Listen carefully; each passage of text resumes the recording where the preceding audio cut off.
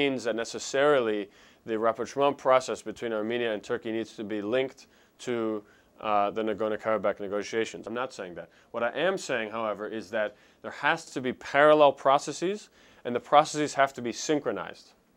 They must be synchronized. If they're not synchronized, if there is not a give and take, both in terms of Nagorno-Karabakh negotiations and the rapprochement and the border opening and normalization, full normalization of relations between Turkey and Armenia, there will not be success on either one, and all the parties will lose. And especially Armenia, because Armenia is kind of caught in the middle, just because of the fact of geography, you know? And so what I think that U.S. policy should be and probably will be predicated upon in the coming months and the coming years on this issue will be to have parallel tracks and will be to have synchronized tracks. I think the best way of looking at it is that there must be synchronization of policies between Yerevan, Baku, whether and officially or non-officially? For it to work, it probably has to be on an official basis. Now, that doesn't mean you need to link the issues so that there is, a direct give and take, but they have to be synchronized. We have to know what's going on both sides, on both issues. We have to know what the steps are going to be so we can get to a solution to both issues simultaneously. One big issue that was discussed much about Clinton's visit to Armenia was her visit to the memorial of the genocide. Right. The Turkish media today was reporting that the Turkish Foreign Ministry announced they sent a letter to the State Department concerned about the issue. Right. What was this? Was Clinton trying to punish the Turkish side because of the failure of the process, or was this something else? I think that's not the best way to interpret it. I don't think that this visit had to do, just like the visit of, for example, Jacques Chirac to the Genocide Memorial. Well, France has a law about genocide. It's a whole different issue. Right, but this administration has been not using the word. Absolutely right. But just like his visit and her visit, it doesn't have to do with Turkey. It has to do with Armenia, right? So it has to do with the U.S. relationship with Armenia. It has to do with Secretary Clinton's own personal views on this issue, I think, the genocide which she made clear during her campaign. And so it's obviously it has implications for Turkey. It's not as if the U.S. doesn't know about that. But to think that the United States is going to visit the memorial in order to send a message to Turkey, as opposed to sending a message to the Armenian people and to Armenians all over the world, or ethnic Armenians all over the world, is, I think, to misconstrue the issue. So are you saying the genocide is not a political tool in the hands of the U.S. foreign policy? I think that the United States the best scenario for the United States would be if that didn't have to be a tool, and they would much prefer to keep their hands off it and not to use it in that way, because they know that it's already being used by Turkey and by Armenia and by groups all over the world, whether they be Armenia diaspora, Turkish diaspora, Azerbaijani diaspora. Everyone uses this, and the United States, most of all, the United States would really like not to have to talk about this. Then why, for example, President Obama or Secretary Clinton, who in their campaign for presidency mentioned the word genocide and called it a genocide 3 times, do not want to call it a genocide and get over with as presidents and secretary of states, and they keep it as a topic that is always hot and can always be used in so many different ways? Right. Well, I think that, as I mentioned, because in terms of U.S. foreign policy, the U.S. would really rather not have to, because they don't view this as, for the United States, a foreign policy priority, but it is, of course, a priority for domestic U.S. politics. And that's why, when they're running domestically, they mention this.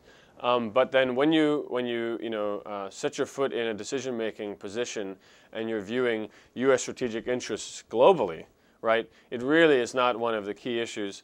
And you would rather not that U.S. foreign policy have to be predicated on something that is really a domestic issue in terms of Armenian people who identify or have Armenian roots within the United States. And so that's why, for example, in the U.S. Congress, it's much more of an issue than it is in the executive branch, in the administration in the United States. And that's perfectly natural. I mean, there are so many issues you could find with all. I mean, the United States is a society that is full of people from every corner of the world. Each person has their own issues related to their homelands. They have all kinds of issues in between them as well, within different groups within those, that come from those homelands. And so it's perfectly normal for the United States to have something that is a key domestic issue, but for foreign policy is not one that is a priority and not one that necessarily goes along with U.S. policy in the region. Right. One last question. On the Karabakh issue, there was an attack from the Azerbaijani side right after the meeting of the presidents in St. Petersburg. There were speculations. What was the attack? It was not very clear what was happening. Yeah. So it was not clear what was happening after that because the media started reporting a lot more cases during the year. So is there a chance for a war unless there is some kind of settlement process really taking place? As ICG was predicting back in 2008, 2012 may be the year when the oil of Azerbaijan is going to start going down, and there is a higher chance for the Azerbaijani side to attack or start a war. Well, first of all, I don't think it has to do with Azerbaijani energy resources because since that report was written and since some of those prognostications were made, I mean, Azerbaijan has found new resources, and so I wouldn't make that link necessarily. Okay. But that said, I mean, the Azerbaijani military forces have been built up, and which is understandable given the conflict situation that exists. I mean, they have funds; they're going to spend part of those funds on defense spending. But this recent conflagration, I think, should be put in the context of what are, in fact, for people who, I mean, this one got a lot of attention because of the timing and because it was a bit more severe than others. But frankly, I mean, on the line of contact, we see conflagrations and these sorts of incidents happening quite common, right? I mean, you have an average of 30 or more people a year on both sides that are killed. Right? I mean, if not more, exactly. And and it underscores more than anything, this incident and all the other incidents like it, that this is the status quo is not a frozen conflict, it's a simmering conflict, right? And it's one that could potentially explode to an extent that would eclipse the conflict in Georgia, right? I mean, a conflict that could go on between Armenia and Azerbaijan, should this reignite, would have disastrous consequences for the entire region and for Europe and for the United States and Russia and Iran and even, Chinese investment in the region. I mean, it would be an absolutely terrible catastrophe for all the parties involved. And so this incident underscores more than ever why it's so important that we have to get down to business at the negotiating table and be serious about finding a conflict resolution and not finding excuses and blaming, other parties for why we can't come to a solution, but actually sitting down and saying, let's work this out. In other words, status quo is not a viable option anymore. The status quo, it's not that it's not a viable option, but it's a very dangerous status quo. We need to move beyond the status quo. We need to move to concrete steps in the direction of final conflict resolution. And I know predictions are a bad business and not the best business to have, but if you had to guess or if you had to predict based on your analysis, is there a chance for a serious military or a war process or war happening in Nagorno-Karabakh anytime soon? I think that if the hopes for a negotiated settlement go out of the window, which is not that strange of a potentiality, then yes, there is the potential for a reignited conflict, as I said. And part of the problem is that we don't have many monitors on the line of conflict. There's no peacekeeping mechanism of any kind on the line of conflict.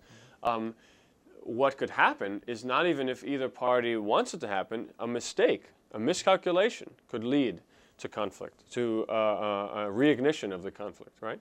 And this is why it's simmering. It's not frozen. It could be completely unexpected for everyone involved that it would erupt into a more broad conflict in which, as I mentioned, all of the regional parties and all of the international parties would lose. Let's wish peace to Caucasus, and thanks for coming to Voice of America. Thank you so much. Thank you very much.